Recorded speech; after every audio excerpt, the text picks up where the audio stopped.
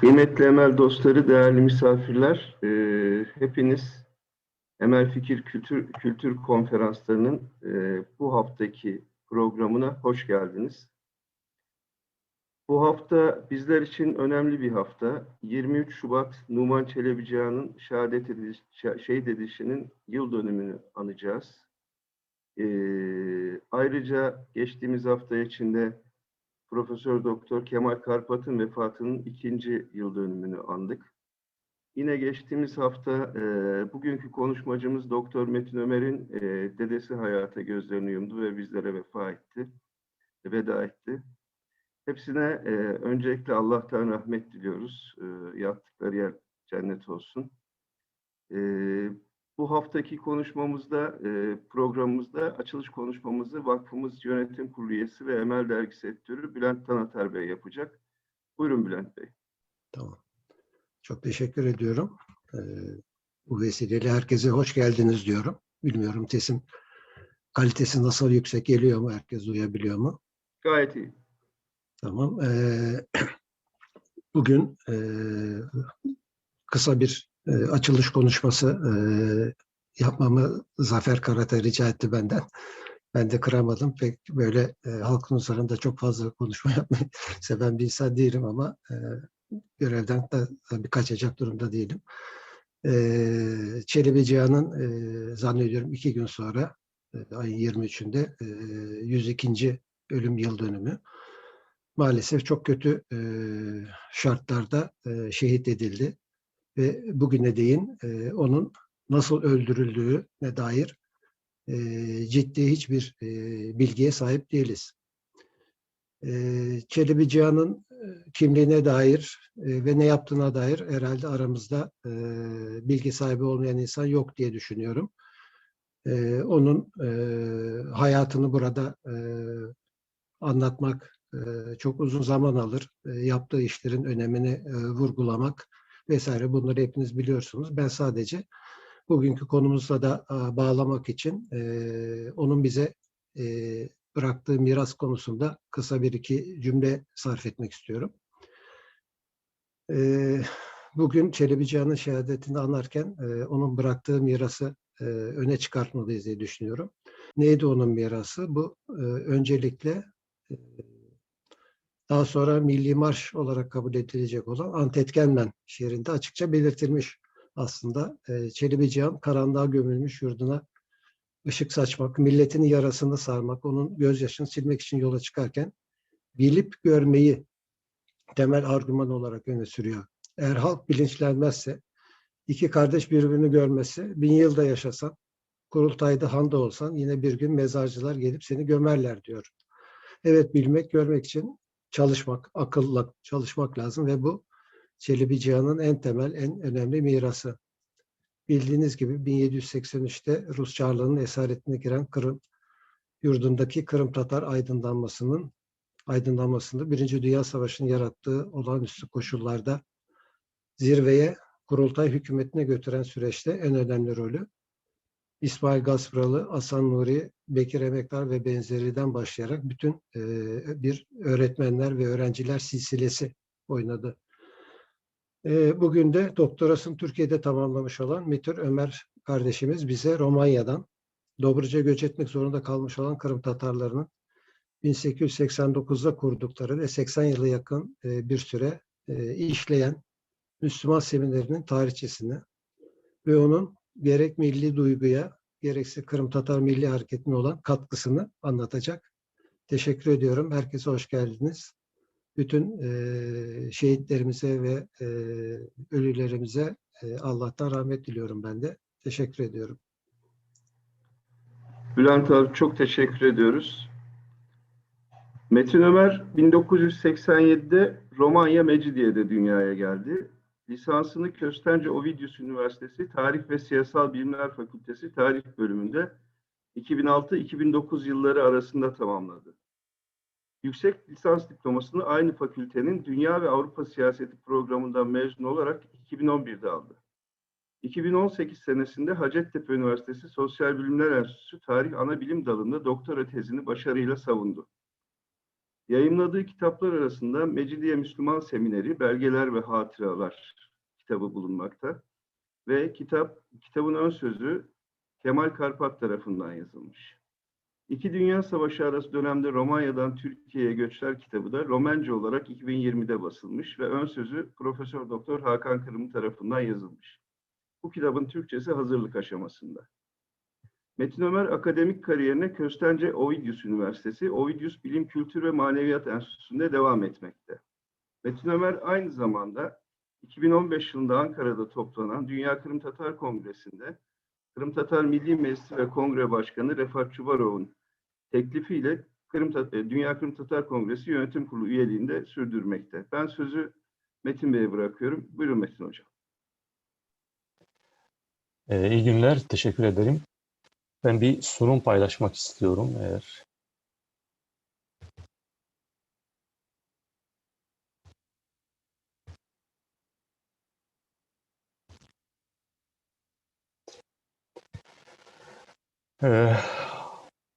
Bugün sunumumun ana konusu Mecidiye Müslüman Semineri. Aslında mezunları arasında Numan Çelebi Cihan gibi fikirleri ve milleti için şehit olan Necip Hacı Fazıl gibi insanlar yetiştiren bir eğitim kurumu olmuştur. Biliyorsunuz Necip Hacı Fazıl 1950'lerde Romanya'da komünist iktidarı geldiğinde Romanya'dan kaçmaya veya başka ülkelere, Türkiye'ye sığınmaya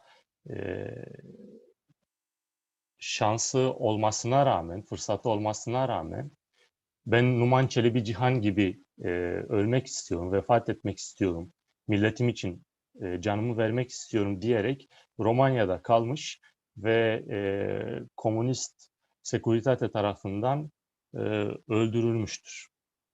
Aynı zamanda Mecidiye Müslüman Semineri dünyaca ünlü Kemal Karpat gibi bir tarihçinin mezun olduğu bir okuldur. Önemi sadece Romanya'daki Kırım Tatar toplumu tarafından değil, Romanya'daki yazarlar ve Romen toplumu tarafından da bilinen bir eğitim kurumu olmuştur.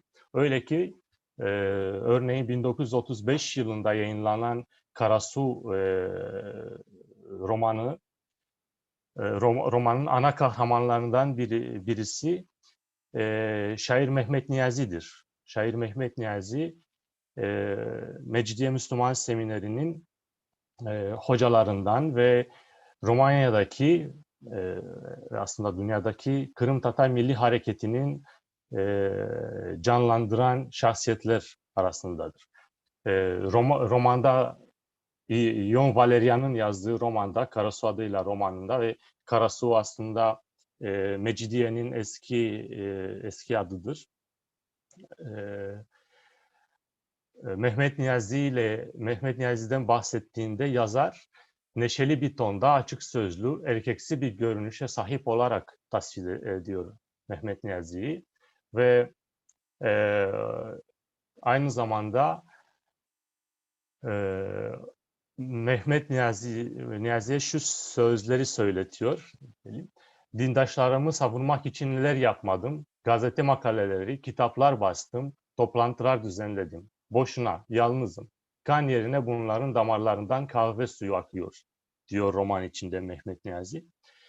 Ve romanda en çok karşımıza çıkan mekanlardan biri de şehrin merkezinde cami ile Mecidiye Müslüman Semineri arasında yer alan ve Tatar ileri gelenlerin hayal kurmayı seven bazı Hristiyanların ve güzel kahvenin gözde vahası olan İsmail'in kahvehanesidir.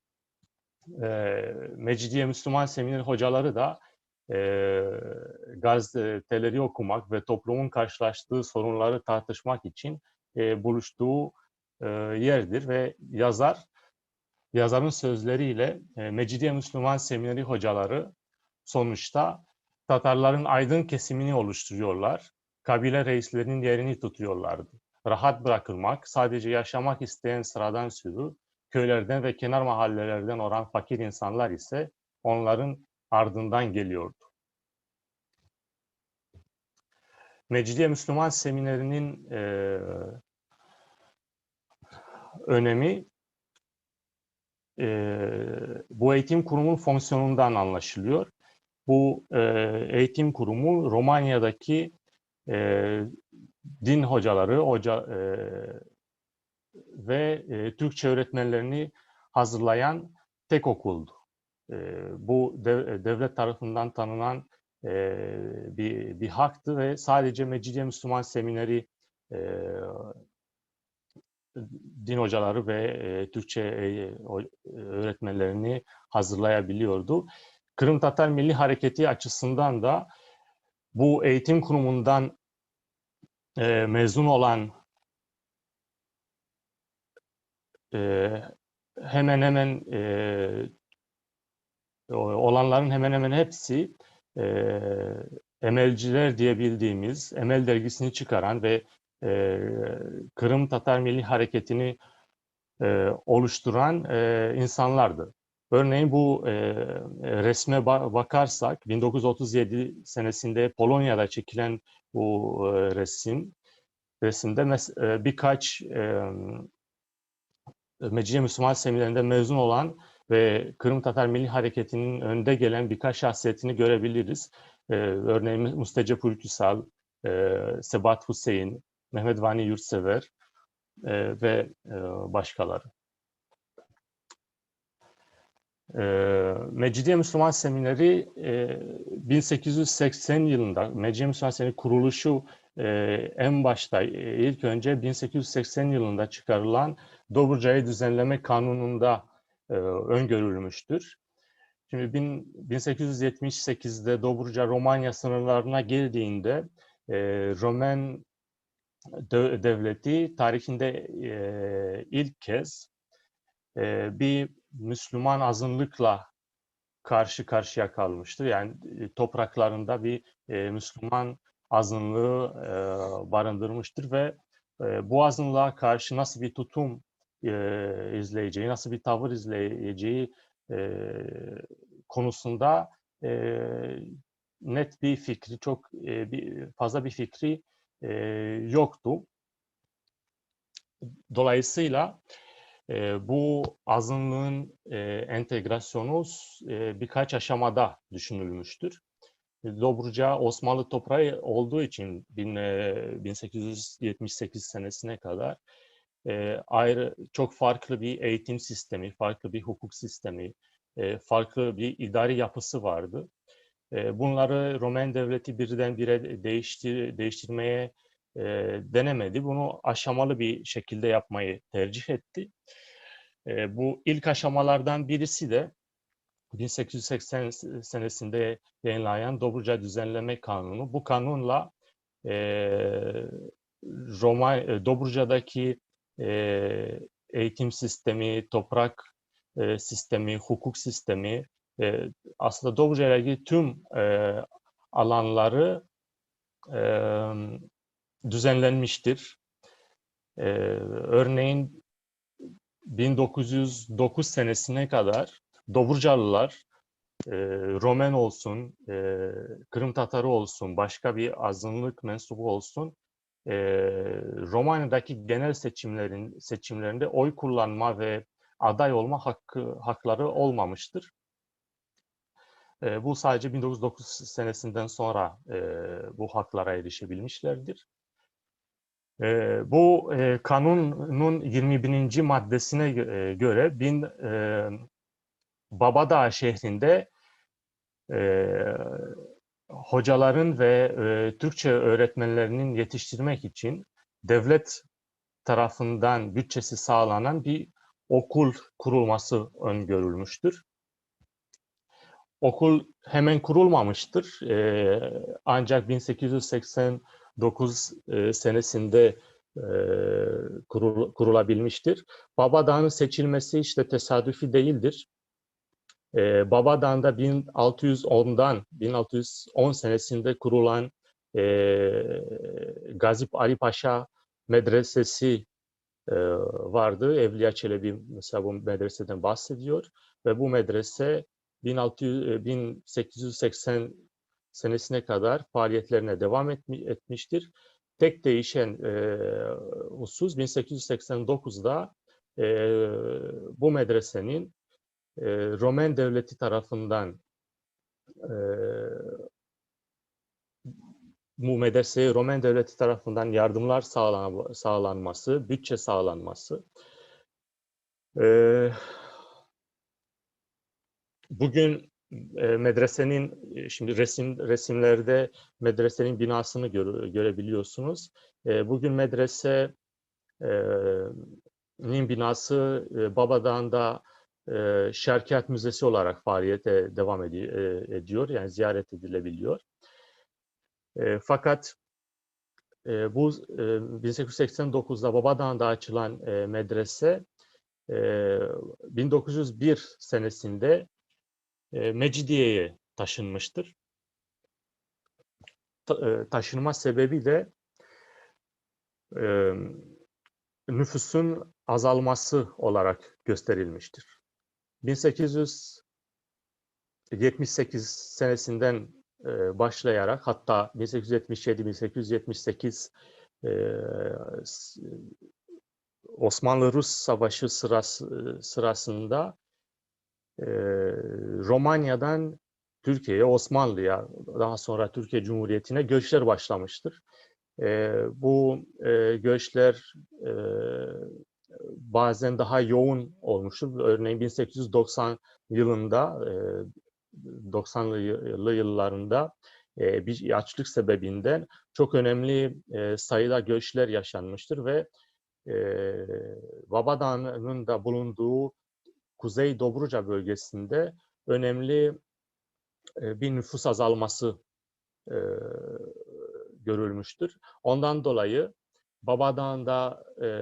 Babadağ civarında artık Babadağ'daki medreseye, seminere kayıt olan öğrenci sayısı düştüğü için daha merkezde olan ve Müslüman nüfusunun daha yoğun olan olduğu Mecidiye şehrine seminerin taşınması kararlaştırılmıştır.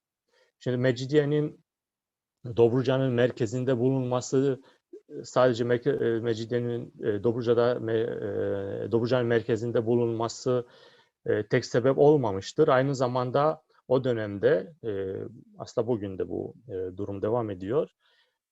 O dönemde Mecidiye Kırım Tatarlarının önemli bir sayıda yaşadığı bir şehir idi.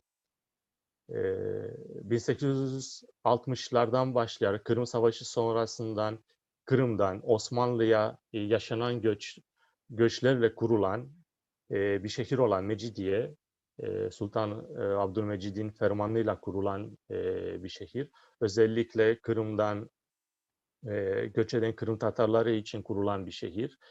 Ve 1859'da inşaatı biten 1860'da açılan Köstence Boğazköy, Çernovoda demir yolu üzerinde bulunan Mecidiye aslında ticaret yollarının da kesiştiği önemli bir şehirdi ve bundan dolayı da ekonomik durumu da çok iyi olan bir şehirdi.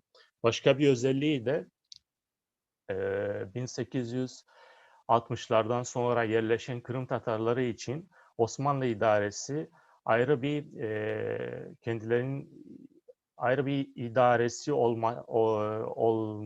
olmalarına müsaade etmiştir. Böylelikle Kırım Tatarların işlerine bakan kendilerinin arasından seçilen veya tayin edilen bir mırza bulunuyordu.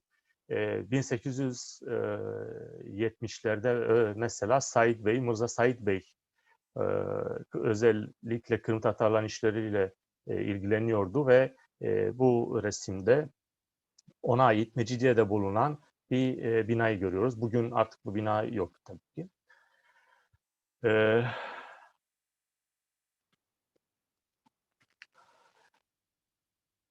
Mecidiye'ye taşınması, Mecidiye'nin önemli bir Kırım Tatar nüfusunun barındırması, Mecidiye'nin ekonomik durumundan başka 1901'de medresenin Mecidiye'ye taşınmasını kararlaştırıldığında Mecidiye'de aynı zamanda daha önceden açılan ve faaliyetlerine devam eden Mecidiye'deki Kırım Tatar cemaatinin kurduğu bir okul olmasıydı. Mecidiye'deki Kırım Tatar cemaati Romen devletine bir teklifte bulunup Müslüman seminerinin bu binaya taşınmasını istemiştir. Bu binada Mecidiye'deki Kırım Tatar toplumunun önde gelen Hacı Fethislam ile Hacı Ebu Zahid'in desteğiyle kurulan bu okul aslında Mecidiye Müslüman Seminerinin binası olmuştur ve resimde bu binanın krokisi görebilirsiniz. Tipik bir medreseye yapısı gibiydi. İşte seminerin camisi, yatakhaneler, sınıf okulları, iç bahçe hepsi bulunuyordu. Fakat 1902 senesinde bu taşınmadan sonra bir sorun yaşanıyor. Bu krokidenin sol tarafında görülen bir Mecidiye seminerine ait olan bir boş arazi bulunuyordu. O boş arazi üzerinde Mecidiye'deki Müslüman toplumu ve seminerin hocaları okulun maddi durumuna destek sağlayabilmek için, hocaların maaşlarına destek sağlayabilmek için bir han ile bir kahvehane kurmak istemişlerdir. Fakat buna dönemin seminer müdürü, bir Romen olan seminer müdürü Alexandru Alecu karşı çıkmıştır. Aksine kahvehane yerine, han ve kahvehane yerine Alexandru Alecu o bölgeye bir bahçe kurmak istemiştir.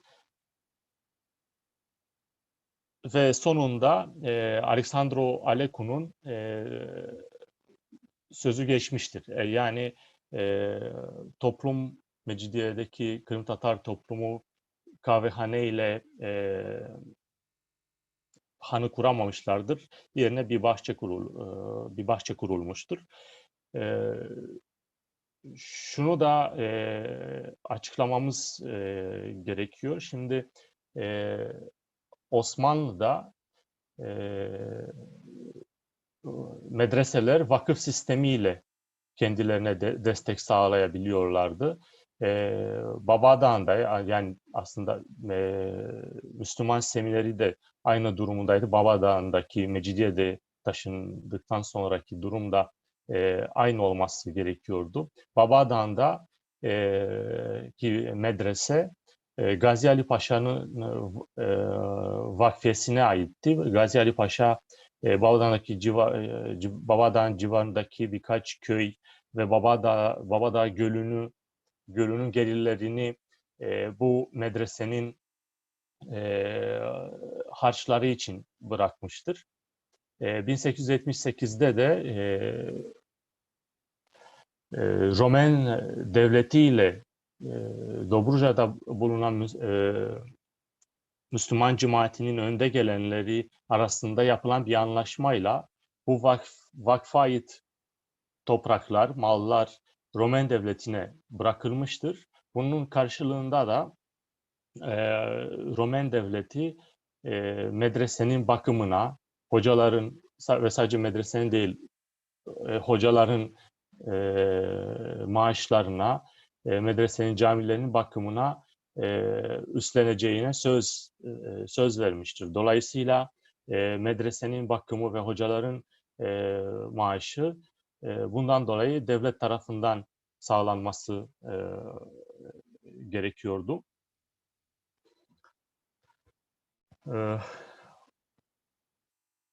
Fakat bir yandan Roman devletinin ekonomik durumu iyi olmaması dan dolayı 1902'den sonra medresenin durumuyla ilgili birçok sorun yaşanmıştır. Hocalar sürekli tamiratlar talep etmişlerdir. Sürekli uygun bir yatakhanenin inşaat edilmesini talep etmişlerdir. Ki bunlar her zaman yapılamamıştır. Ve bu şekilde medrese 1916'ya kadar faaliyetlerine devam etmiştir. 1916'da savaşın başlamasıyla birlikte, Birinci Dünya Savaşı'nın başlamasıyla birlikte seminer faaliyetlerine ara vermiştir. Birinci Dünya Savaşı sırasında Romanya 1916'ya savaşa girmiştir. Çok kısa bir zamanda ittifak kuvvetleri karşısında savaşı kaybettiği için Dobruca'dan çekilmiştir. Ve bu sırada seminerin binasında, Mecidiye Müslüman Seminerin binasında savaş sırasında Kızıl Haç'ın bir hastanesi faaliyete devam etmiştir. Bu da 1919'dan sonra seminer tekrar faaliyetlerine devam etmeye başladığında, savaş bittikten sonra birçok sorun yaşatmıştır. Çünkü seminere ait birçok eşya, işte battaniye olsun, nevresim olsun, başka şeyler kaybolmuştur bu sırada. Bu da yine bazı sıkıntılara yol açmıştır. Sorunların birçoğu, medresenin yaşadığı, seminerin yaşadığı sorunların birçoğu Romanya kraliyet ailesinin Müslüman topluma gösterdiği sempatisinden dolayı da hallolmuştur. Birçok sorunlar giderilmiştir. Kraliyet ailesi seminer hocalarını birkaç kere ziyaret etmiştir. Örneğin 1900'lü yılların başında çekilen bir fotoğraf. Romanya Kralı 1. Karol ve bu beslenen sempatiye örnek vermek gerekirse Romanya Kraliçesi Maria örneğin iki sarayını da Türkçe isimlendirilmiştir. Köstence'deki sarayı mesela Karadalga, Balçık'taki sarayı ise Tenhayuva adlandırmıştır. Seminerin idari yapısına gelince 1904 senesine kadar bir düzenleme olmadığı için seminere sadece 2 hoca bulunmuştur. Bir müdürle Demircan Efendi, bir hoca daha bulunuyordu, yine Müslüman olan bir hoca. Fakat 1904 senesinden başlayarak bir seminerin düzenlenme bir kanun çıkarılmasıyla beraber müdür bir Romen tayin edilmiştir. İlk müdür Alexandru Alecu, bu resimde gördüğümüz şahsiyet. Müdür yardımcısı da düzenlemeye göre Müslüman hocalar arasından seçiliyordu ve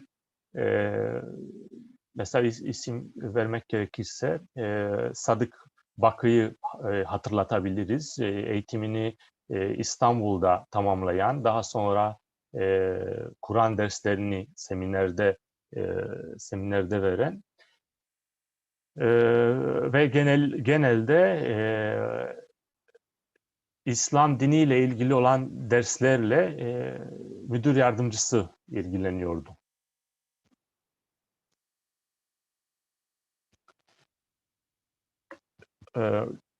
Kırım Tatar Milli Hareketi açısından sadece bu okuldan yetişen öğrenciler değil, bu okulda ders veren hocalar da önemlidir ve bu hocalar arasında belki de yani en önemlisi ve en çok tanınan şair Mehmet Niyazi'dir.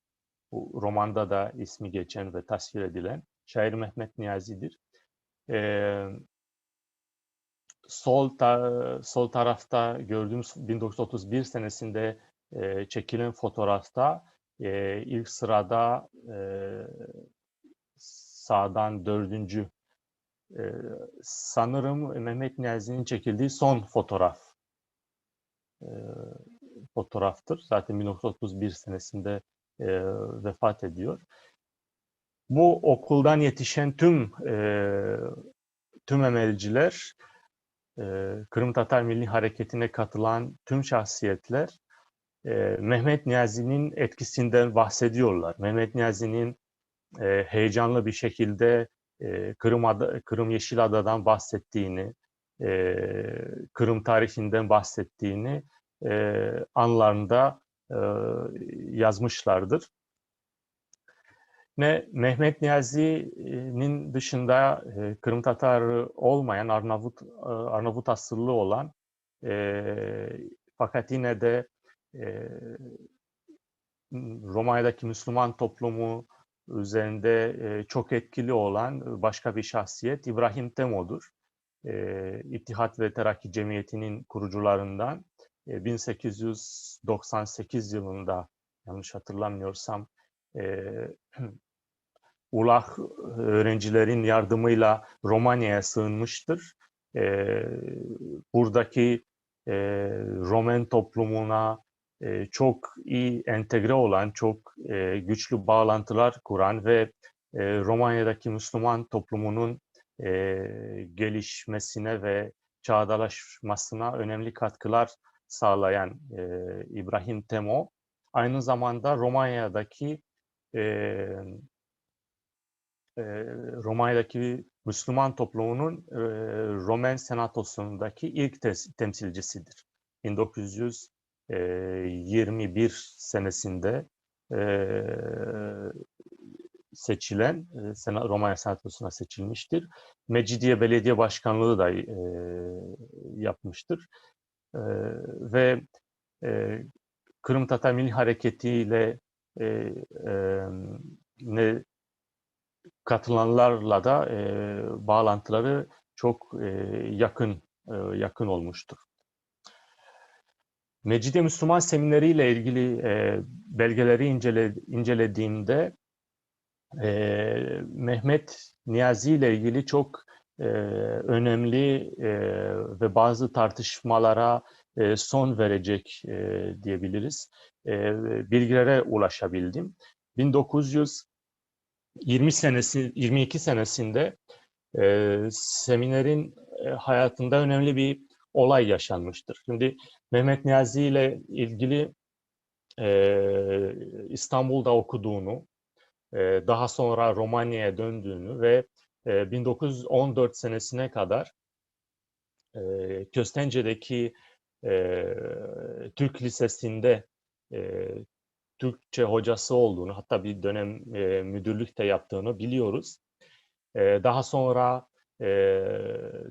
Mecidiye Müslüman Seminerine tayinini istiyor ve bunu kabul ediyor Romen Devleti. 1916'ya savaş başlamasına kadar burada faaliyetine devam ediyor. Türkçe hocası olarak derslere gidiyor. Ve savaş bittikten sonra yine aynı görevine devam etmek istiyor. Fakat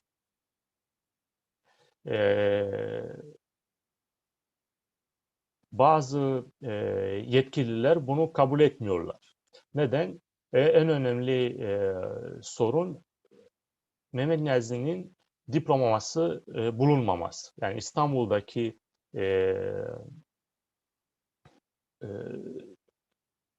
okulundan mezun olduğunu gösteren bir diplomanın olmaması. Bunun için Mehmet Niyazi bir müddet istiyor. Yani diplomayı getirebilmek için, diplomayı sunabilmek için bir müddet istiyor. Fakat bunu yetkililer önce kabul ediyorlar. Sonra çok fazla bir süre geçtiğini öne sürerek başkasını onun yerine tayin ediyorlar. Ve bu esnada çok Mehmet Niyazi'nin önemini ve toplum tarafından ona gösterilen saygıyı öne çıkaran önemli bir şey oluyor.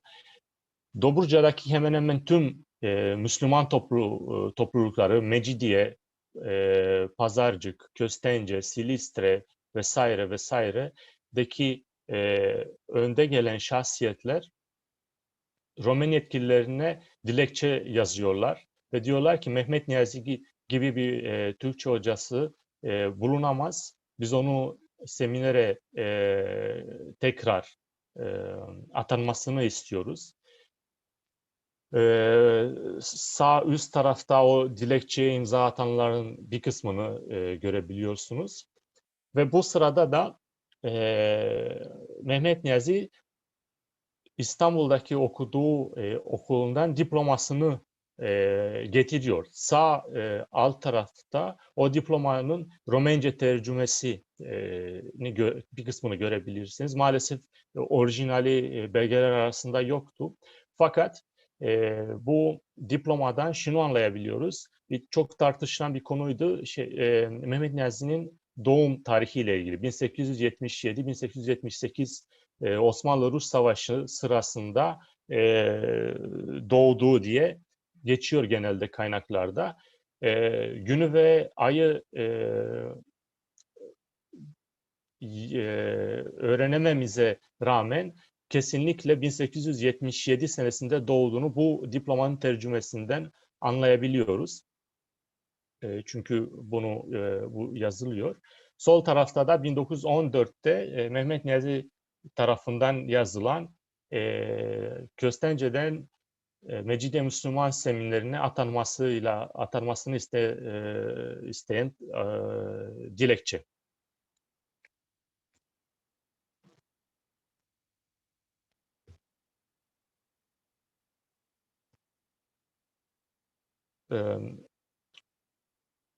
Seminerin en büyük sorunlarından birisi öğrenci sayısı olmuştur. Öğrenci sayısı her zaman Romanya'dan Türkiye'ye göçlerle ilgili bağlantılıydı. 1920'lerin başında seminerdeki öğrenci sayısı 100'den fazla olduysa 1935-36 yıllarında bu sayı çok düşmüştür. Hatta mezun sayısı 1940'larda 4-5 kişiyi bulmuştur. Bu sayının düşüşü aynı zamanda toplumun genelde maddi durumuyla da ilgiliydi ve bunun için bazı çözümler bulunmasına gayret edilse de her zaman çok başarılı olamamışlardır. Yine Kırım Tatar Milli Hareketi açısından bir mezunlar listesine bakacak olursak seminer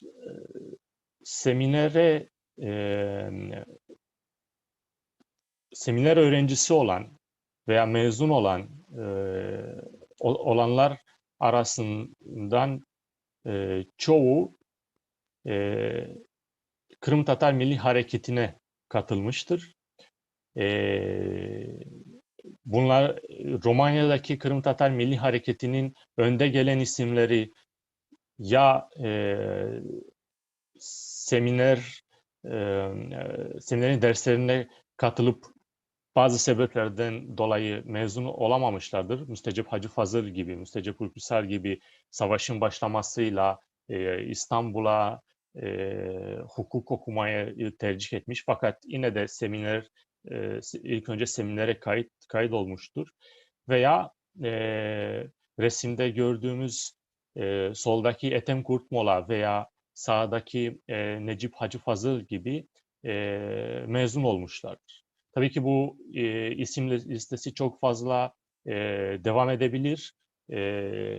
Bu mezun listesine bakarsak Necip Hacı Fazıl dönemi, mesela Necip Hacı Fazıl Sebat Hüseyin'le, Mehmet Vani Yurtsever'le hemen hemen aynı dönemde okumuşlardır. Yine bu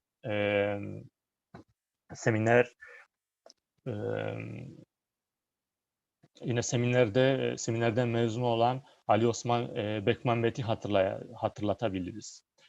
Ethem Kurtmola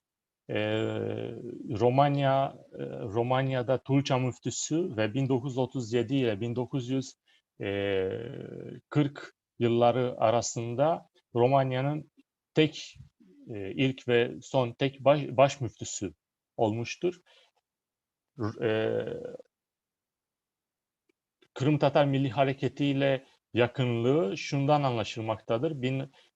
İkinci Dünya Savaşı başladığında Ethem Kurtmola Romanya hükümetinde bir başvuruda bulunuyor ve biliyorsunuz Romanya İkinci Dünya Savaşı'nda en başta Nazi Almanya ile ittifakta bulunup Sovyet Rusya'ya karşı savaşmıştır ve savaşın başlamasıyla beraber Ethem Kurtmola Roman hükümetinde bir başvuruda bulunup müftülük yetkisini Transdniester bölgesine de uzatılmasını talep etmiştir.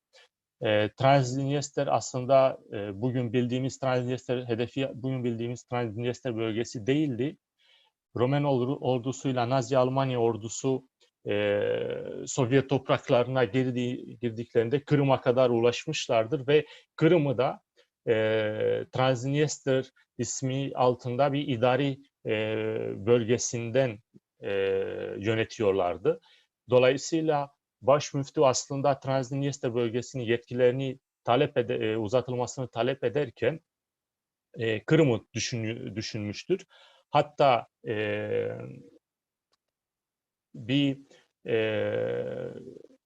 Romanya'daki Kırım Tatarlar tarafından Kırım Tatar gönüllüleri Kırım'a gönderilmesini de talep etmiştir. Müftülük yetkisini uzatılma konusunda olumsuz bir cevap almıştır. Fakat bu sırada onlarca Kırım Tatarı Kırım'da bulunmuştur.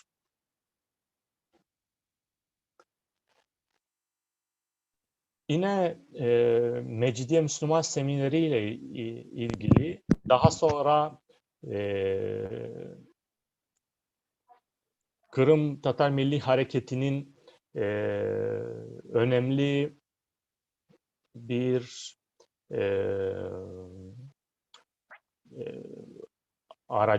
faaliyetler için aracılarından diyelim. Dernekçilik konusu da seminerle ilgilidir. Seminer mezunları 1929 senesinde Mecidiye Müslüman Semineri Mezunları Derneği'ni kurmuşlardır.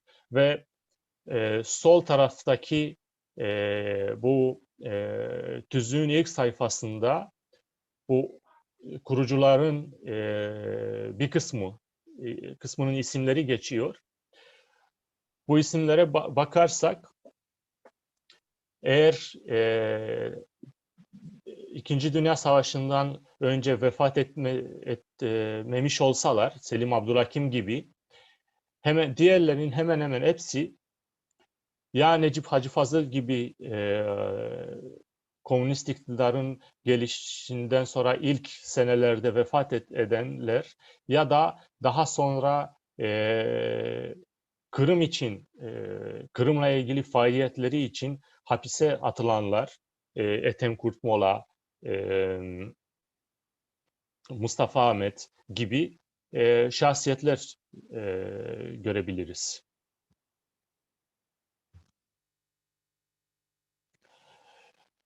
Yine dünya savaşları arasında faaliyetleriyle ilgili Kırım Tatar Milli Hareketi'nin özellikle halka hitap edebilecek faaliyetler arasında tiyatro piyesleri sunmak olmuş. Yani Dobruca'daki çeşitli köyler ve yerleşim yerlerine giderek genç emelciler işte tiyatro piyesleri aracılığıyla Kırım'ı tanıtmaya gayret etmişlerdir. Kırım'ın tarihini tanıtmaya gayret etmişlerdir. Aslında bu tiyatro grupları da Mecidiye Müslüman Semineri öğrencilik döneminden de başlayan bir faaliyettir. İşte bu resimde gördüğümüz daha 1940'larda çekilen bir resim olmasına rağmen bunun bir göstergesidir. Sağ tarafta bir tiyatro, Mecidiye Müslüman Semineri öğrencileri tarafından kurulan bir tiyatro grubudur. Daha önce de sunumun başlangıcında belirttiğim gibi de seminer mezunlar arasında dün andığımız dünyaca ünlü tarihçi Kemal Karpat'tır.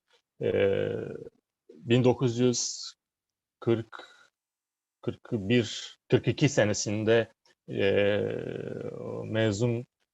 Mecidiye Müslüman Seminerinden mezun olup daha sonra İstanbul'a, daha sonra da Amerika'da eğitimine devam etmiştir.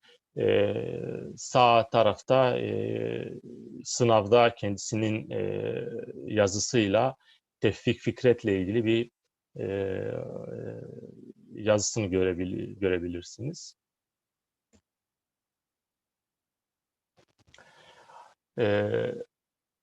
Mecidiye Müslüman Seminerinin tarihine bakarsak Müslüman toplumun, Romanya'daki Müslüman toplumundaki gelişmeleri de görebiliriz. Örneğin Atatürk'ün reformlarının Romanya'daki toplumunu nasıl etkilediğini, bunu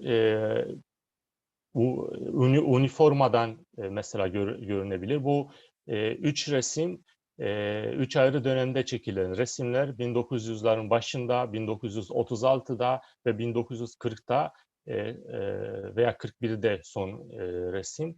Son resim hatta bir Atatürk anma faaliyetinde çekilen bir resim. Üniformadan çok kolay bu değişimlerin nasıl çok kolay görülebilir. Bu seminerin yönergelerinden de anlaşılabilen bir ve okutulan derslerden de anlaşılabilen bir durumdur. Seminerin ilk yönergesi 1904'te yapılmıştır. Son yönergesi de 1935 senesinde. 1935 senesindeki yönergenin Hamdullah Sübhi Tanrıoğlu'nun etkisi, yönergede etkisi çok büyüktür. 1931 yılında Romanya elçisi olarak, Türkiye'nin Romanya elçisi olarak atanan Hamdullah Sübhi Tanrıoğlu kendisinin bağlantılarını kullanarak seminerde çok büyük yardımlarda bulunmuştur. Fransızca, Latin ve özellikle Türkçe, Latin alfabeyle Türkçenin ders olarak verilmesini de çok büyük gayretleri olmuştur. İkinci Dünya Savaşı'nın başlamasıyla faaliyetlerine devam etmiştir Mecidiye Müslüman Semineri. Fakat 1947'den sonra komünist iktidarın Romanya'ya yerleşmesiyle beraber seminerin her sene daha az önemi daha azalmaya başlamıştır. En başta daha önce seminer eğitimi 8 senesi olduysa komünist döneminde bu 3 seneye düşmüştür. Daha önce bir seminer mezunu direkt üniversiteye kayıt olma fırsatı veya hakkı olduysa komünist döneminde bu hakka sahip olmamıştır. Yani seminerin derecesi çok fazla düşmüştür. Böylece 1967 senesinde resmi söylemine göre toplumun isteği üzerine seminer kapanmıştır. Resmi söyleme göre 1967'de öğrenci sayısı yeterli olmadığı için seminerin kapanması istenmiştir. Fakat aslında bunu çok daha derin analiz etmemiz lazım. Komünist döneminde imamların itibarı ve maaşı çok düşüktü. Dolayısıyla bir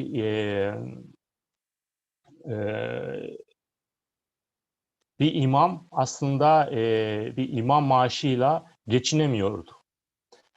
Bir seminer mezunu, genelde seminer mezunları çok başka işlerle uğraşmaya zorunda kalıyorlardı. Örneğin mesela şimdi de Mecidiye'de imamlığa devam ediyor.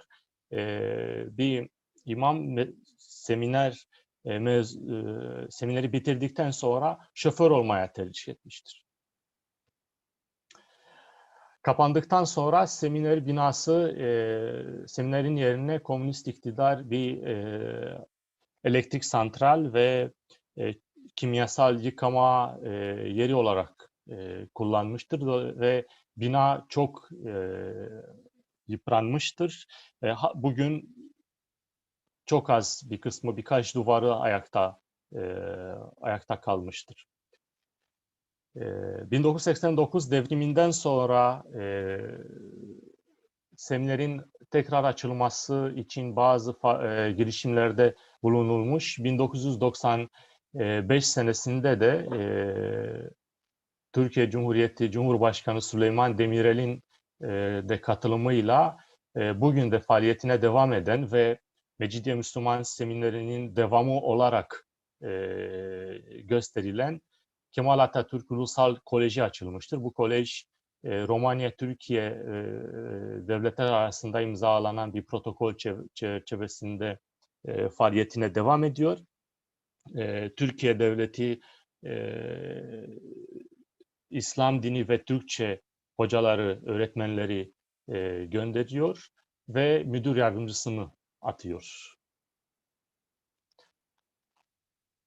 Teşekkür ederim.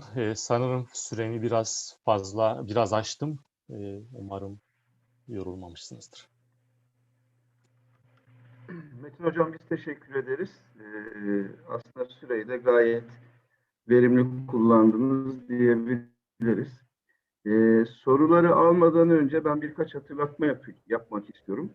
23 Şubat 2021 Salı günü akşamı Çelebi Cihanı ve Kırım Tatar şehitlerini anma akşamı düzenliyoruz. Bu akşam Dünya Kırım Tatar Kongresi'nin Facebook sayfasından canlı olarak yayınlanacak. Akşam saat 21'de başlayacak program. Akabinde 27 Şubat Cumartesi günü Kırım Tatar Milli Meclisi'nin Kırım'ın işgalini protesto programı olacak. Bunun saatini ve yayın yerini sizlerle paylaşacağız. Aynı gün Türkiye'de Kırım Tatar Teşkilatları platformunun da işgale karşı bir protesto programı planlıyoruz. Bunu da sizlerle paylaşacağız. Önümüzdeki hafta Emel Fikir Kültür Konferanslarında bana bildirilene göre Kırım Tatar Milli Meclisi Başkanımız ve Dünya Kırım Tatar Kongresi Başkanımız Refat Çubarov'la birlikte olacağız. Yine sizlerle duyuruları paylaşacağız.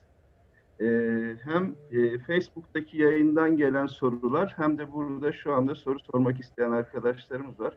İsterseniz ben önce Facebook'tan gelen bir sorumuz var. Onunla başlayayım soru programına. Suavi Oktay, Kocaeli Kırım Derneği eski başkanının bir sorusu var. Mecidiye'de halihazırda ne kadar Kırım Tatar nüfusu var ve yine Mecidiye'de Osmanlı'dan göç ederek oraya yerleşmiş Türk nüfusu ne kadardır diye soruyor. Metin Hocam, isterseniz bu soruyla başlayalım. Ben el kaldıranları da görüyorum. Ayrıca chat kısmından da sorular yazabilir. Buyurun. İlk önce sorularınız için teşekkür ederim. Bazı konuları daha fazla açmama yardımcı oluyor belki. Mecidiye'de şu an tam yani 2011 senesinde son resmi nüfus sayım yapıldı. Ben şu an tam olarak rakamları hatırlamıyorum fakat Kırım Tatar nüfusu 6-7 bin civarında. Türk nüfusu da Osmanlı'dan kalan Türk nüfusu da çok daha az Mecidiye'de. Yani birkaç yüz belki. Teşekkür ediyoruz. Tuncer Bey, buyurun. Selamünaleyküm. Çok değerli ve anlamlı bir sunum oldu. Emel için de bu çok önemli. Çünkü Emel'in doğduğu bir bölgeden bahsediyoruz.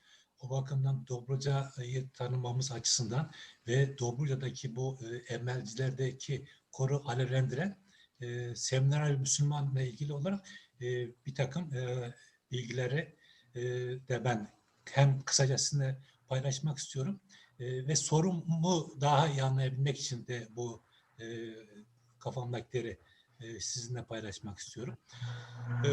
Mecidiye'deki Seminer Müslüman'da bir hoca olarak bulmak bana da nasip oldu. 1990 senesinde bir emelci olarak ziyaret etmiştik orasını.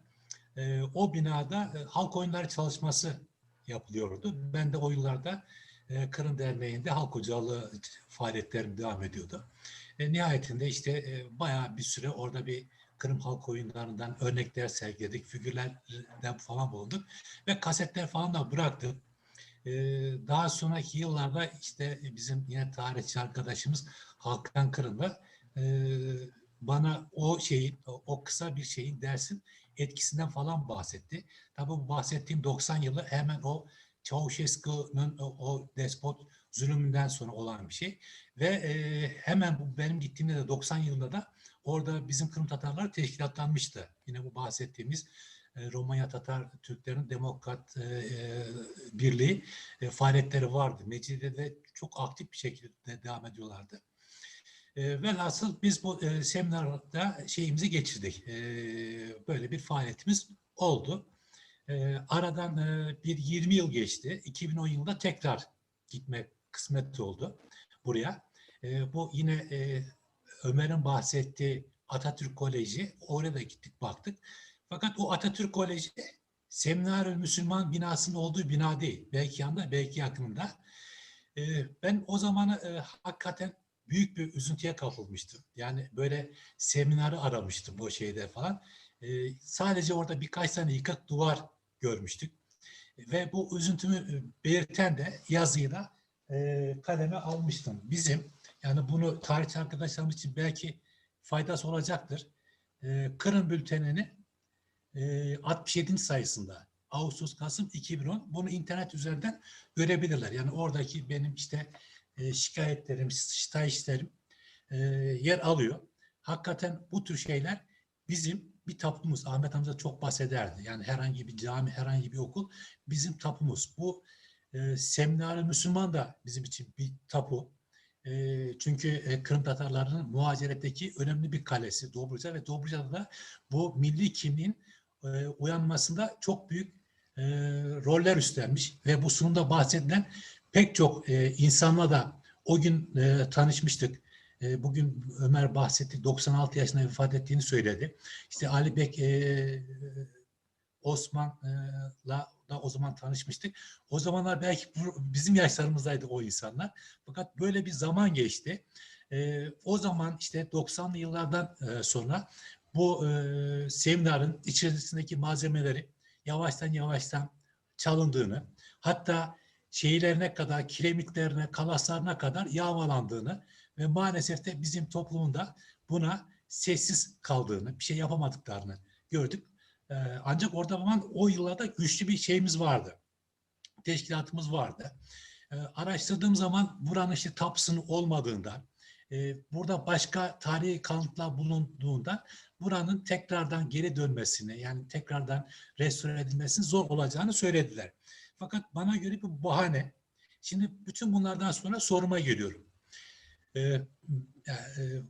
Buradaki gerek Romanya'da yaşayanların, gerekse oradaki bizim Kırım Tatar teşkilatlarının bizim bu kimliğimizin önemli bir nüvesi olan Seminer Müslüman binasının tekrardan kazanılması, restore edilmesi yönünde bir çalışma, bir arayış var mı? Bu az da olsa, kısa da olsa bu konuda çok merak ediyorum. Tabii ki bana göre mutlaka olması lazım. Bunun hiçbir şekilde aklımızın bir yerinden çıkmaması lazım.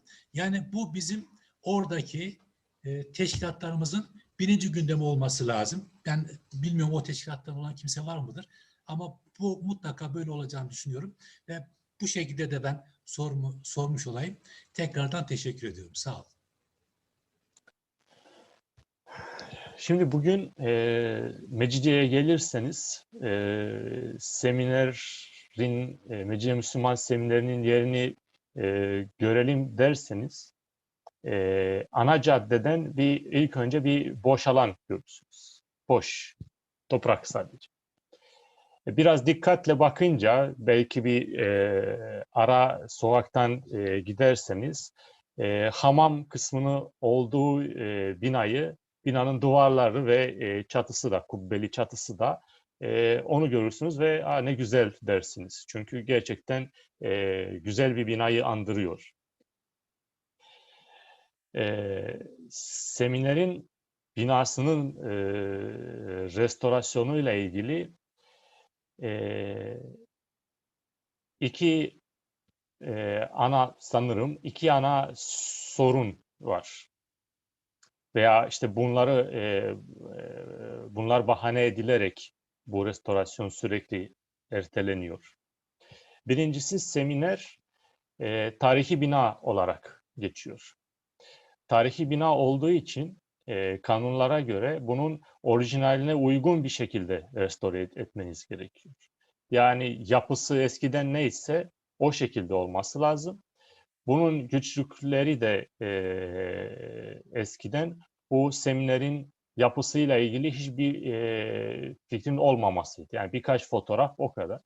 Fakat sunumda gördüğünüz gibi ben seminerin krokisini, yani eski binanın krokisini arşivlerde tespit edebildim. Yani bunu sorun da aslında bu şekilde aşılmış oluyor. İkinci sorun belki yani ortaya atılan genelde. Çünkü arada bir aslında bu restorasyon konusu gündeme geliyor. Hatta bazen çok büyük heveslerle işte yakın zamanda bu restorasyon başlayacak diye haberler çıkıyor. Diğer bir sorun da bu binayı restore ettikten sonra o binada ne yapılabilir sorusu. Ya bu soru aslında bulunur, ne yapılması bu soruya cevap bulunur fakat ortaya atılan bahanelerden birisi. Yani bu okul tekrar bir okul olması zor çünkü bugünkü şartlar için uygun olmaz. İşte bu kültür merkezi olabilir veya o tarz bir şeyler olabilir. İşte bunu tartışılan konular bunlardır. Yani bilmiyorum cevaplayabildim mi? Yani isteniyor fakat arada bir gündeme geliyor. Fakat atılan bahaneler işte bu bahsettiğim konular. Yani layıkıyla gündeme gelmiyor. Öyle diyebiliriz. Ben öyle anladım. Siz de cevaplayabiliyorsunuz bazen. Evet, Metin Hocam teşekkür ediyoruz. Yine Facebook'ta Suavi Oktay Beyefendi Romanya'dan Türkiye'ye Göçler kitabınızla ilgili soruyor. Hazırlık bitti mi? Ne zaman yayınlanır Türkçesi diye. Onunla birlikte Özgür Karahan el kaldırmıştı. Kendisine de sorusu için söz verelim. Merhaba Metin. Benim sorumu Tuncel Bey sordu zaten. Benden önce sordu ama ben bu vesileyle teşekkür etmek istiyorum Metin'e. Benim için hem bilgilendirici, istifade ettiğim hem de duygusal bir bağı da olan bir sunum oldu. Zira dedem Sait Osman da bu medresenin, bu seminerin 1929 mezunu. Hatta babamın dayısı Nuri Resul, Romanya müftülüğü de yapmış olan, o da yine keza seminerin mezunu. Sunumda da belirttiği gibi bu insanların hepsi milli hareket içerisinde yer almış. Hem din adamı hem de öğretmen olarak yer almış. Dobruca'daki aydınlanma hareketinin çok önemli bir ocağı bu okul. Ve hiçbirisi hayatını rahat bir şekilde geçirememiş. Bu mezunların hiçbirisi böyle varlıklı bir şekilde yaşayamamış. Metin'in dediği gibi yan işlerle, tarımla, bahçeyle uğraşmak durumunda kalmış. Ama o milli düşünceyi ve davayı da hiçbir zaman terk etmemiş ve bunun da yükünü, cezasını çekmiş olan insanlar. Bu vesileyle onları da anmak istiyorum. Çok teşekkür ediyorum Metin'e. Ayrıca Metin'in şu kitabını da göstermek isterim bu seminerle ilgili. Hem İngilizce hem de Romence içinde bizimle bu sunumda bir kısmını paylaştığı fotoğraflar ve belgeler var. Çok değerli bir kitap. Keşke bunun da Türkçesi olsaydı. Bunun için de tekrar tebrik ve teşekkürlerimi iletiyorum. Ben çok teşekkür ederim. İlk soruyla ilgili göçlerle ilgili kitap Türkçesi hazır, bir basım eviyle görüşme esnasındayım şu an. Teşekkür ediyoruz. Sene çıkar muhtemelen. Evet. Pardon, şu yazılı soruları bir sorayım ben üst üste. Metin onu cevaplarken diğer söz almak isteyen arkadaşların da ellerini görüyorum. Erdem Bey, Zafer Bey, Burak Atmaca ve Mükremin Şahin. Filiz Tutkaydın hocamız soruyor. Öncelikle teşekkür ediyor. Seminer mezunlarının sayısı aşağı yukarı ne kadar olmuştur? Bir de Dobruca'daki Türk-Hars Birliği cemiyetleri ile seminerin alakası nasıldı diyor Tutku hocamız. Fazıl Can'dan bir sorumuz var. Kırım'dan göçler sonrası Romanya'daki Kırım Tatarları, Metin hocamın bahsettiği özellikle sosyalist dönemlerde yeniden göçler yaşadılar mı? Bunu soruyor. Mezunlar sayısıyla ilgili 1895 ile 1950 yılları arasında 334 mezun vermiştir Mecidiye Müslüman Semineri. Yani aşağı yukarı 350 diyebiliriz 1967 senesine kadar. Bu Özgür abinin de paylaştığı kitapta, kitabın eklerinde birkaç mezunlar listesine ulaşabilirsiniz. Türk-Hars Birliği ile ilgili doğrudan bir bağlantının olduğunu bilmiyorum. Öyle bir bilgiye ulaşmadım. Fakat Türk-Hars Birliği'ni kuranlar arasında Mecidiye Müslüman Semineri mezunları da vardır muhtemelen.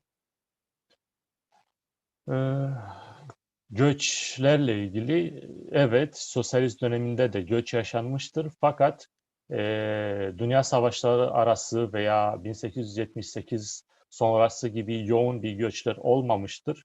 çok daha az insan göç edebilmiştir sosyalist döneminde. 1918 ile 1940 yılları arasında aşağı yukarı 115.000 kişi göç ettiğini düşünürsek sosyalist döneminde çok daha az olmuştur.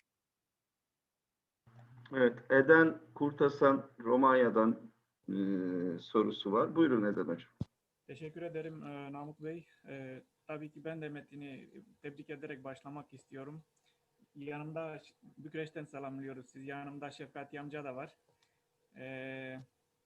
Ben de yani ailece çok sevindik. Çünkü dedemizi seminer mezunları arasında 1914'te bulduk. Aşırı sevindik. Sadece yani Metin'e şapka çıkarmaktan başka diyeceğim yok. Yani ne kadar teşekkür etsem az. Hem kendi ailem adına hem tüm toplum adına. Sadece ufak bir yorum eklemek istiyorum. Şimdi biliyorsunuz mesela seminer Babadağ'dan Mecidiye'ye çekilirken o yılların bir realitesine bir cevap aslında. Çünkü Mecidiye bizim Tatarların Kırım Savaşı sonrası, aşırı göçler sonrası merkezi haline dönmüş. Yani bizim bir başkentimiz gibi bir yer aslında. Şimdi 100 sene sonra tamamen farklı bir realite var. Detaylarına girmek istemiyorum. Mesela annem Mecidiye doğumlu, Köstence'de büyümüş, yaşamış. Mecidiye halaların bazıları İstanbul'da yaşıyor şu an. Yani Mecidiye'den özetle dağılmış durumdayız. Benim önerim de şu, bilmiyorum belki duymuşsunuzdur. Yakında online olarak bir Türk Tatar müzesi açıldı. Aleddin Beyler, Ethem Kurtmolla Beyefendi'nin torunu Aydın Kurtmolla, o da katkıda bulunmuş. Bu müzeyi şimdilik online olarak yapmışlar. Şimdi seminer binası için bir amaç sorunu vardı. Benim önerim yani belki de bir müze olabilir. Bizim Türk Tatarların bir müzesi olabilir diye düşünüyorum. Yani online zaten başlanmış. Onu gerçekte de yani belki yapılabilir diyorum. O kadar. Teşekkür ederim. Teşekkür ederiz Eden Hocam. Burak Atmaca'nın bir sorusu olacaktı. Burak Bey buyurun.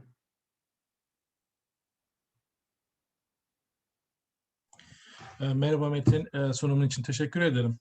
Ben soracaktım. Seminerin daha önceden Babadağ'da olduğunu, vakfiyesinin de olduğunu, daha sonra Mecidiye'ye geldiğinden bahsettin. Hem bu vakfiye hakkında hem de genel olarak Dobruca'daki vakıf arazileri hakkında bir soru sormak istiyorum. Hem bu Babadağ'daki daha önceden mevcut olan vakıf arazileri, bölgeleri ve sadece muhtemelen o dönemdeki diğer camilerin veya belki milli kurumların da belki vakıf arazileri vardı. Günümüz şartlarında bu vakıf arazilerinin akıbeti ne oldu? Kırım Tatarları, oradaki Kırım Tatarları ve Türkler bundan yararlanabiliyor mu veya soruşturabiliyor mu? Teşekkürler. Merhaba Burak. Sorun için ben teşekkür ederim. Şimdi 1878'den sonra Gazi Ali Paşa Vakfı'nın mülkleri Romanya'daki Müslüman toplumun önderleriyle Roman Devleti arasında yapılan bir anlaşma çerçevesinde mülkler Roman Devleti'ne bırakılıyor. O vakıf mesela Babadağ Gölü ve civardaki birkaç köyden ibaretti. O mülkler Roman Devleti'ne bırakılıyor. Roman Devleti de bunun karşılığında seminerin, medresenin bakımına ve hocaların, öğretmenlerin maaşını sağlayacağına söz veriyor veya bunu taahhüt ediyor. Diğer vakıflar konusunda da Şimdi benim araştırdığım arşiv belgelerinde veya işte Romanya devlet arşivlerinde bulunan belgelerde bazı yerleşim yerlerinde Müslüman cemaatlerine ait olan topraklar veya mülklere rastlayabiliyorum. Fakat birçok kez bu Müslüman cemaatlerin yönetimiyle ilgili bazı sorunlar ortaya çıkıyor. Sorunlardan birisi de bu mülkleri kendi çıkarları için veya kötü yöneterek ya satmaları ya kötü kullanmaları ortaya çıkıyor. Vakıflar özellikle Güney Dobruca'da bulunuyordu. Silistre, Pazarcık gibi şehirlerde. Neden? Çünkü orada nüfus çok daha yoğundu. Müslüman nüfus çok daha yoğundu. Durumları da çok daha iyiydi. Zaten bunun en güzel belirtisi belki Dünya Savaşları arası dönemde çıkan gazetelere bakarsak gazetelerin çoğu Güney Dobruca'da çıkıyor. Pazarcık, Silistre çoğu. Emel gibi. Emel de zaten onun için muhtemelen Pazarcık'ta çıkmaya başlıyor.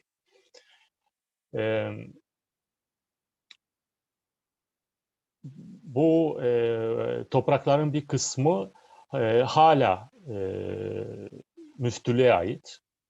Yani hala Müslüman toplumuna ait. Fakat değerleri çok daha düşük, çok daha az sayıda bulunuyorlar. Yani bir kısmı satıldı, diğer kısmının akıbeti belli değil. Çünkü hiçbir bir listeye ben bir liste bulamadım. İşte şu vakıf listesi veya o tarz bir liste hiçbir yerde geçmiyor.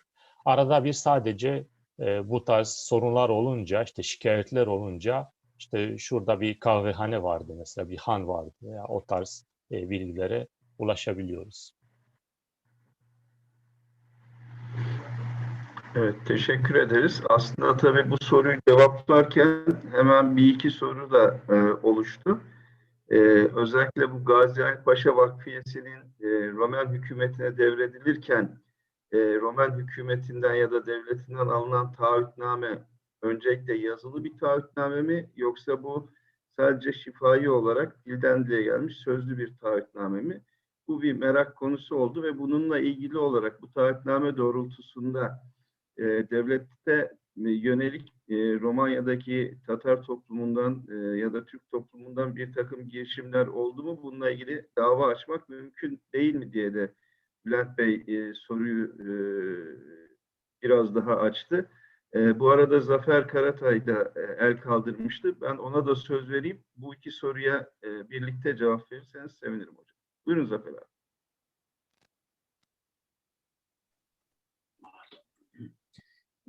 İyi günler herkese.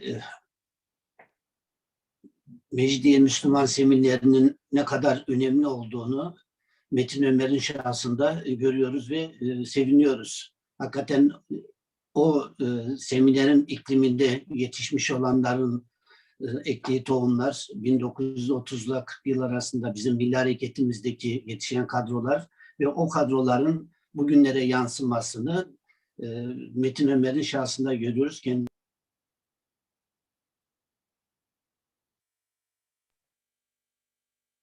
Zafer Bey sesinizi kapattınız.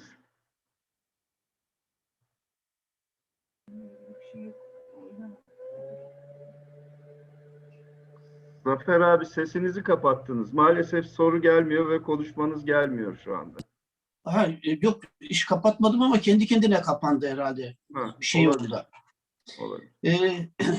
Şimdi zaten Müslüman seminerin yetiştirdiği şahıslara baktığında zaten onu da Eden Kurtarsan'ı hatırlattı. Oranın çok önemli bir müze olması gerektiği çok aşikar.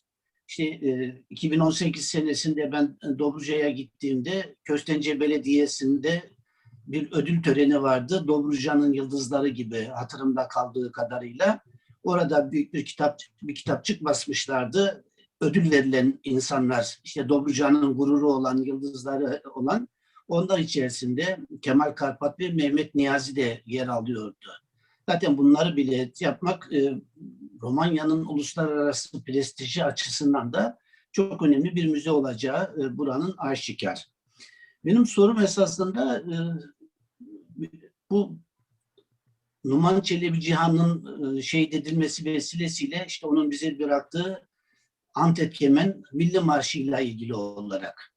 Ama Milli Marşımızın bestecisinin kim olduğu esasında çok bilinmiyor. Yani bununla ilgili olarak bazı yerlerde söylenenler işte Sebat Hüseyin'in bestesi şeklinde de söyleniyor ama Sebat Hüseyin benim bildiğim 1914 doğumlu. Ama Metin acaba bu konuda bir kayıtlara rastladı mı, bir şeyler bu tarihi araştırmalar içerisinde?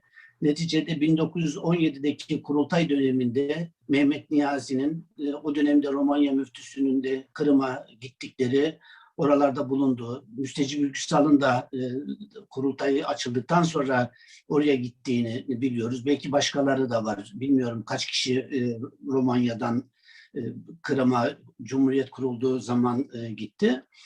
Ama Sebat Hüseyin'in de işte Metin'in konuşmanın başında gösterdiği o 1937'de Polonya'daki gösterilerde ve diğer gösterilerde, piyeslerde Antep Kemen Marşı'nın da söylendiğini biliyoruz. Belki oralardan bu bestenin müziklerini alıp Sebat Hüseyin notaya belki de ilk defa notaya kaydederek o zaman söylendi. Bununla ilgili olarak bilgiler var mı, rastladı mı? Belki rastlamadıysa bundan sonraki araştırmalarda diğer arkadaşlarımız da bu konuda bir araştırmalar yapıp da bize Antep Kemen'in marşının bestelenmesiyle ilgili bilgilere ulaşabilirlerse çok mutlu oluruz. Ben Zahir Bey'in sorusuyla, önerisiyle başlamak istiyorum. Açıkçası Sebat Hüseyin ile yani Sebat Hüseyin Milli Marşımızın ilk bestecisi mi değil mi? O konuda hiçbir bilgiye ulaşmadım. Seminerle ilgili araştırmalarımda sadece Sebat Hüseyin'in seminerdeki öğrencilik yıllarıyla ilgili bazı belgeler görebildim. Yani onun işte derslere katılmasıyla ilgili, sınavlara katılmasıyla ilgili o tarz bilgiler veya onun imamlık dönemiyle ilgili bazı bilgilere. Mesela bir dönem Sebat Hüseyin Adakkale ve Craiova imamlığı yapmıştır. İşte mesela Müslüman toplumu biraz daha çok müzikle uğraştığı için şikayetlerde bulunmuştu örneğin. Yani imamlığa değil daha çok müziğe daha yakın olduğu için o tarz bilgilere ulaşabildim. Ama tabii ki dikkate alınması gereken bir husus ve belki kim bilir araştırmalarımda bazı bilgilere ulaşabilirim. Anlaşmayla ilgili Müslüman toplumunun Roman Devleti ile ilgili anlaşmasına gelince aslında birincisi bu yazılı mı, sözlü bir anlaşma mı? Bazı rivayetlere göre yazılı bir anlaşma. Fakat ben o anlaşmanın metnini hiç görmedim. Bazıları gördüklerini iddia ediyorlar. Bilmiyorum, belki vardır. Fakat Roman Devleti anlaşmayı yerine getirdi mi, getirmedi mi konusunda aslında komünist döneminde getirdiğini diyebiliriz. Tabii ki birçok zor şartlardan, birçok şikayetlerden bahsedebiliriz. Binanın durumuyla ilgili, imamların ve hocaların maaşıyla ilgili. Fakat şunu da dikkatle diğer Roman toplumun geneline de bakmamız lazım. Bu şikayetler Roman okulları tarafından da yapılıyordu veya imamların maaşıyla ilgili mesela imamlar her zaman maaşlarından şikayet etmişlerdir. Fakat belli bir süre Roman Devleti Ortodoks kilisesinin rahipleri ve papazlarına bile maaş vermiyordu. Devlet tarafından değil, toplum maaşı vermesi gerekiyordu. Dolayısıyla Müslüman toplumu için sadece şehirdeki bazı camilerdeki imamlarının maaşını sağlıyordu devlet. Diğer yerlerdeki imamlarının maaşları Müslüman toplumu tarafından veriliyordu, sağlanıyordu. Onun için bilmiyorum. Yani dava açmak bir çözüm olur mu bilmiyorum. Evet, Mükrem Bey'in bir sorusu olacaktı sanırım. Mükrem Bey buyurun. Sesi açarsanız. Sesi açmanız gerekiyor. Evet. Benim sorum nüfusla alakalı bir soru olacak. Dobruca, yani hem Güney hem Kuzey Dobruca, yani bugün Romanya, Bulgaristan'da kalan Dobruca'da Kırım Tatar nüfusu bu 1856'dan sonra en yüksek ulaştığı sayı ne kadar olmuştur? Ve şu anda umum Dobruca'daki Kırım Tatar nüfusu ne kadardır? Bu bir. İkincisi, bu gene nüfusla alakalı. 1783'ten evvel Dobruca'da bir Tatar yerleşimi ne durumdaydı? Ki ben hani 12. yüzyıldan itibaren orada Tatar boylarının olduğunu duyuyoruz, söyleniyor. Bu ne durumdaydı? Orada ciddi bir Tatar nüfusu yerleşimi var mıydı? Bir de ilave olarak ikinci soru, yani bu nüfusla alakalı soruma. İbrahim Temo'nun Kırım Tatar Milli Hareketi ile ilişkisi, yani ben biraz evvel konuşmadan sanki ilişkisi var gibi, yani hiç olmasa temas halinde olan bir insan gibi anladım. Ki İbrahim Temo İttihat Terakki'nin kurucularından ve bir nolu üyesi olarak biliyoruz.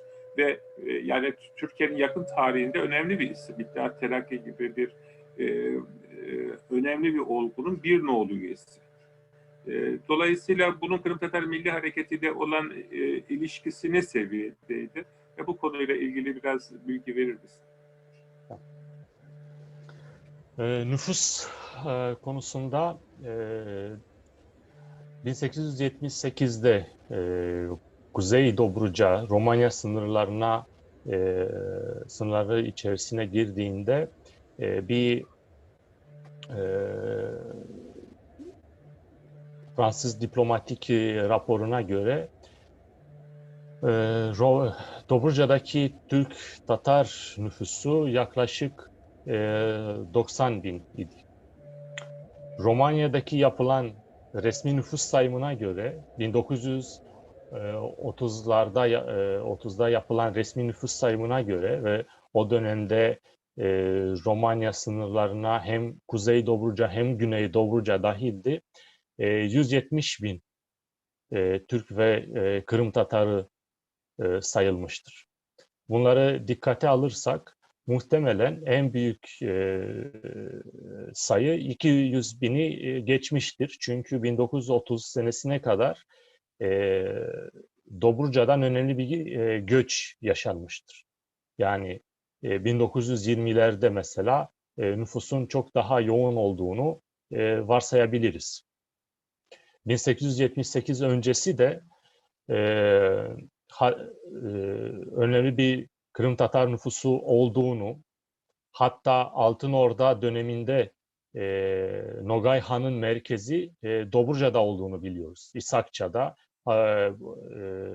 hatta onun orada bir para bastığını, kendi adına para bastığını bile biliniyor. Tabii tam bir rakam vermek çok zor. Yani ne kadar, sadece önemli bir nüfusun olduğunu bu oradan geçen seyyahlar bunu seyahatnamelerde belirtiyorlar. Temo ile ilgili bağlantısı şu şekilde: Temo Kırım Tatar Milli Hareketi'nin, Romanya'daki Kırım Tatar Milli Hareketi'nin önde gelen isimleriyle çok yakın bir ilişki içindeydi. Bunun çok belki de en kolay örneği Mehmet Niyazi'dir.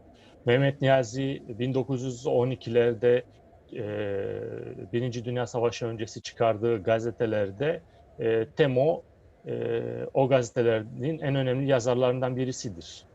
Ve beraber çıkarıyorlar aslında.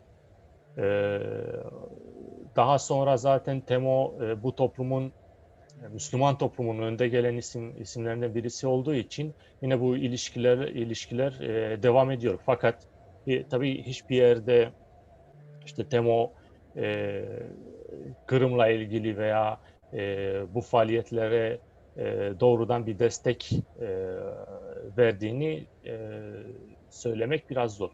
Ama bu bağlantıların var olması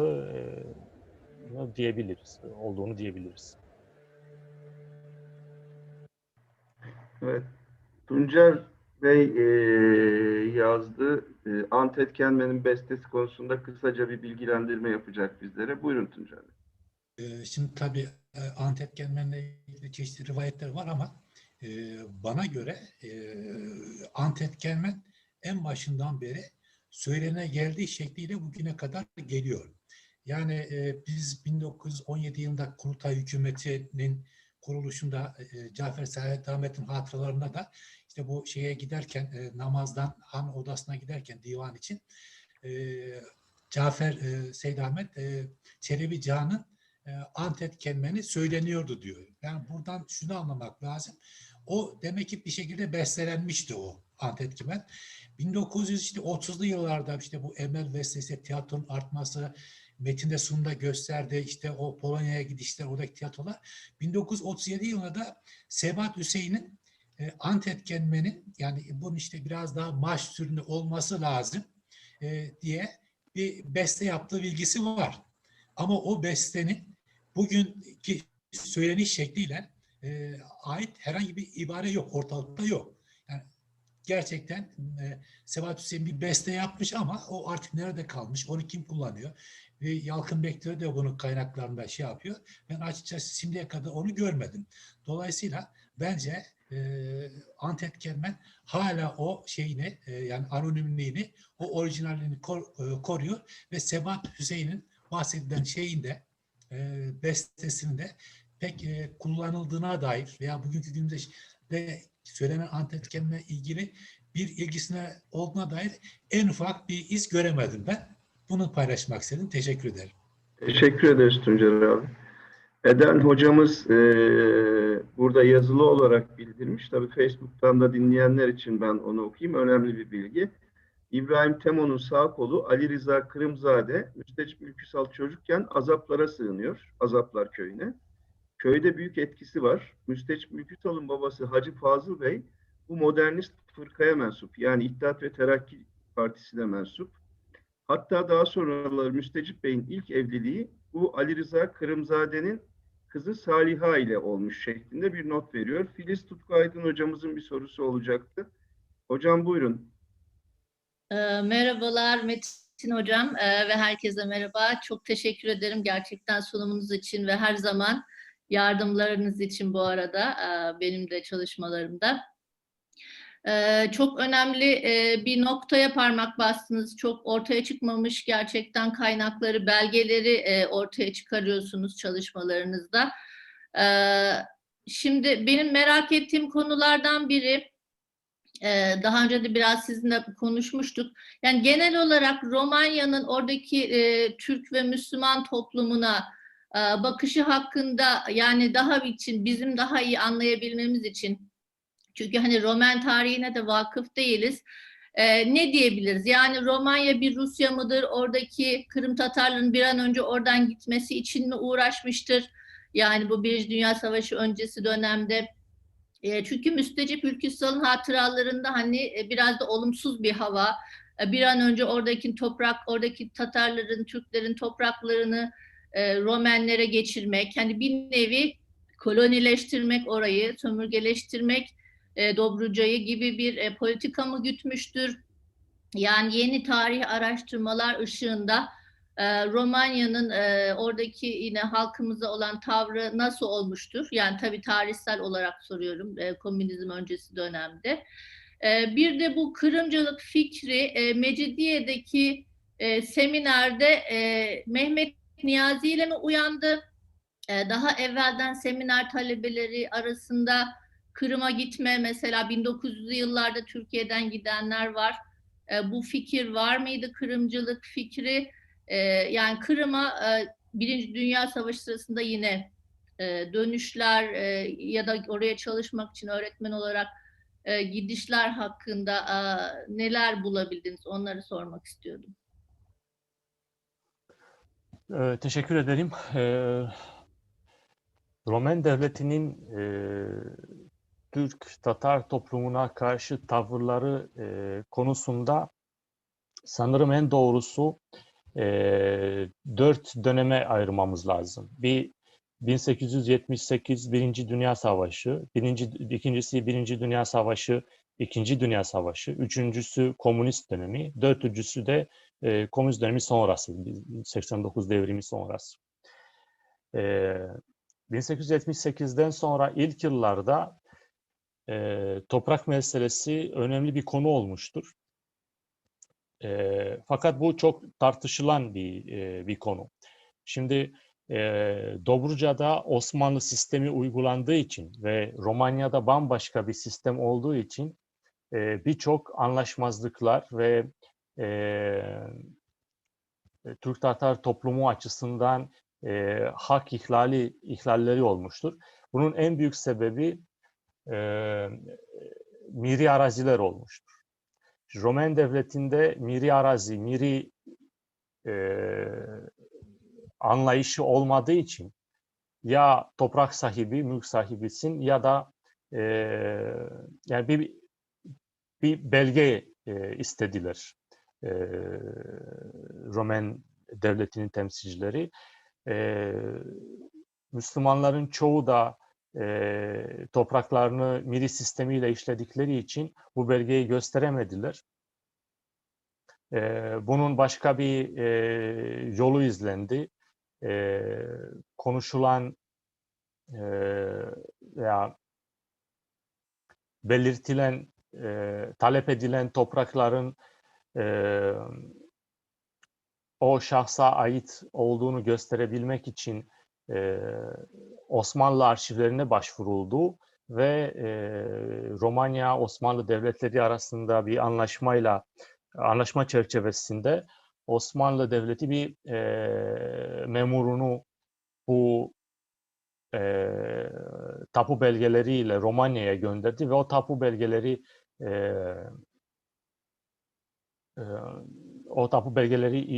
inceleyerek toprak tahsisi yapıldı. Tabii ki bu tahsisin sonucunda bunu bir bir Romen yazar o yıllarda, 1900'lü yıllarda bir tablo gösteriyor ve Türk-Tatar nüfusunun en yoğun olmasına rağmen toprak sahipliği konusunda 3. sıraya düşüyor.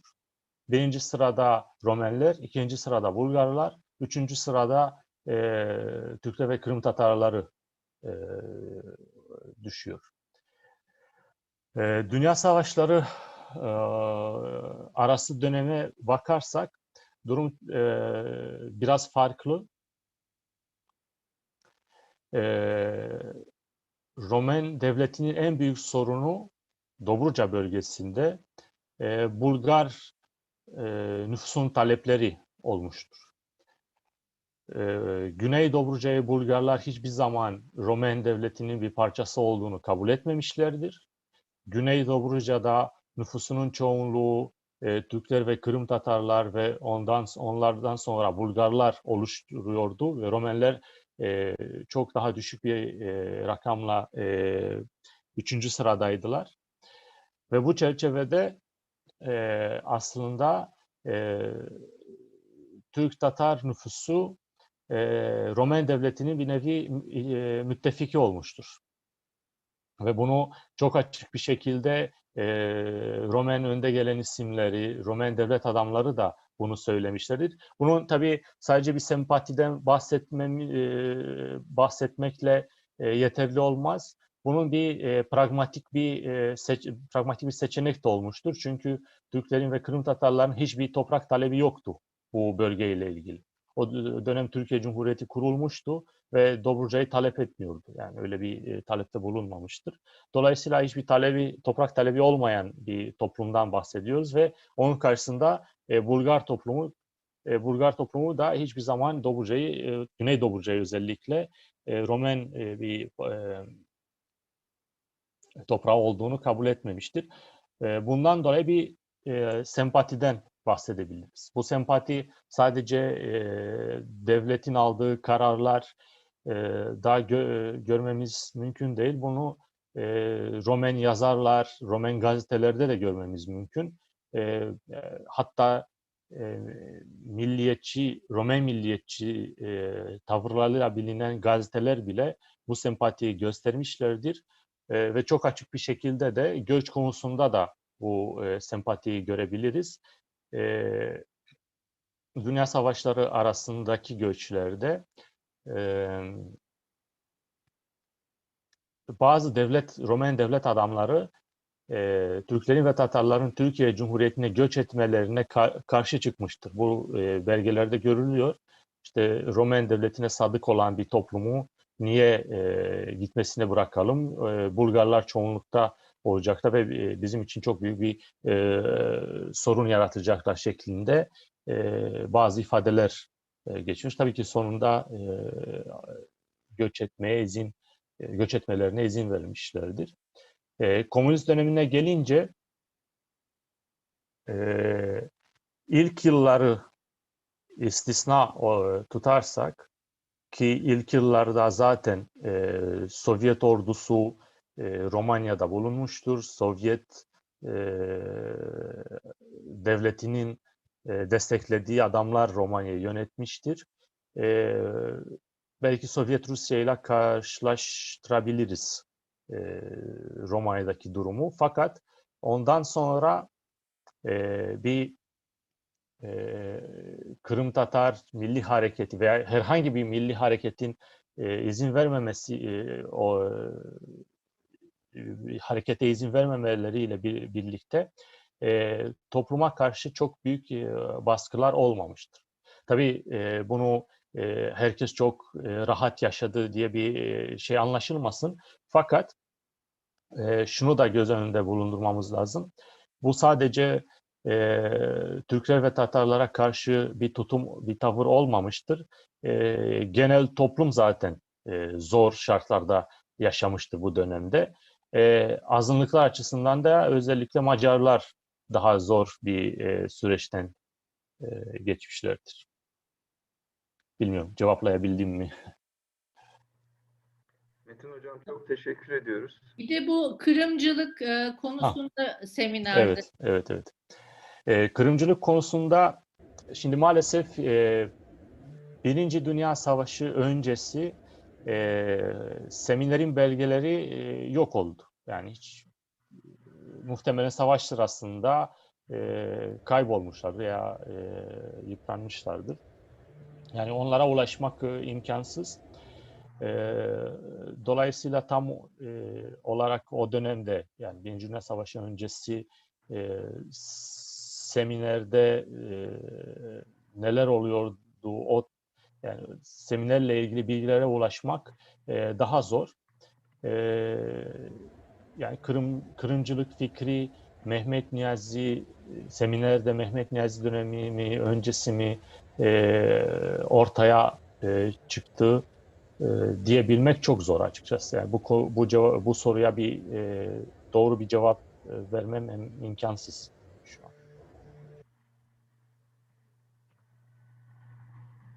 Teşekkürler, çok sağ olun. Mükrem Bey söz mü almak istiyorsunuz? Sesi açıyorsunuz. Yok, açmamam mı gerekiyor? Evet lütfen. Ben kapatıyorum çünkü buradan. Yok. Tamam. Metin Hocam çok teşekkür ediyorum. Herkes adına çok teşekkür ediyoruz. Aslında bugünkü konferans konumuz Melek Fethislam hocamızla başladığımız, daha sonra Burak hocamızın yaptığı konferansı da bir nevi tamamlar nitelikte oldu. Bundan sonra Romanya ile ilgili inşallah takvimimizde yeri var. Eden Kurtasan'dan da bir konferans alacağız önümüzdeki haftalarda ve böylelikle Romanya'daki ve Doğu Avrupa'daki belki de Kırım Tatar Milli Hareketi'nin kökleri biraz daha yerine ve yerli yerine oturmuş olacak. Esasen bugünkü toplantıda İttihat ve Terakki ile Kırım Tatar Milli Hareketi'nin bağlantıları konusunda bir takım ipuçları da aldık bilgilendirme sayesinde. Türkiye Cumhuriyeti'nin kuruluşundan sonra Türkiye'de yapılan Atatürk devrimlerinin, inkılaplarının işte Balkanlarda ya da Dobruca'da yaşayan Kırım Tatarları ve Türkler üzerindeki etkilerini de biraz kanıtlarıyla görmüş olduk. Elbette bu toplantıya katılanlar içinde Romanya Müslüman Seminerinden akrabaları, ataları, dedeleri mezun olan pek çok insan da var. Umuyoruz ki Romanya Müslüman Semineri binası tarihteki işlevine uygun olarak bugün de Kırım Tatarlarının o bölgedeki varlığının simgesi olduğu bir yapıya kavuşsun ve gönlümüzden geçen bir müze olarak hatta okul olarak varlığına devam etmesi şeklinde. Biz katılımlarınız için herkese çok teşekkür ediyoruz. Tekrar hatırlatalım. 23 Şubat 2021 Salı günü akşam Facebook'taki Dünya Kırım Tatar Kongresi sayfasından canlı yayınlayacağımız Çelebi Cihanı ve Kırım Tatar şehitlerini anma toplantımız olacak. Bu anma toplantımız Yasin-i Şerif ve dua ile başlayacak. Kırım Tatar halkının lideri Mustafa Abdülcemil Kırımoğlu'nun ve Kırım Tatar Milli Meclisi ve Kongremizin başkanı Refat Çubarov'un konuşmalarıyla devam edecek bir toplantımız. 27 Şubat Cumartesi günü Kırım işgaline karşı Kırım Tatar Milli Meclisi'nin protesto toplantısı olacak. Yine online olarak bunun bağlantısını sizlerle paylaşacağız. Aynı gün akşam İnşallah Türkiye'deki Kırım Tatar Teşkilatları platformu olarak yine işgale karşı bir protesto toplantımız olacak. Bunu da organize etmeye çalışıyoruz ve sizlere duyuracağız. Önümüzdeki pazar yani 28 Şubat pazar günü Refat Çubarov Kırım Tatar Milli Meclisi ve Dünya Kırım Tatar Kongresi Başkanı Emel Fikir Kültür Konferanslarında bizlerle birlikte olacak. Biz çok teşekkür ediyoruz. Hepinize iyi pazarlar, iyi haftalar diliyoruz.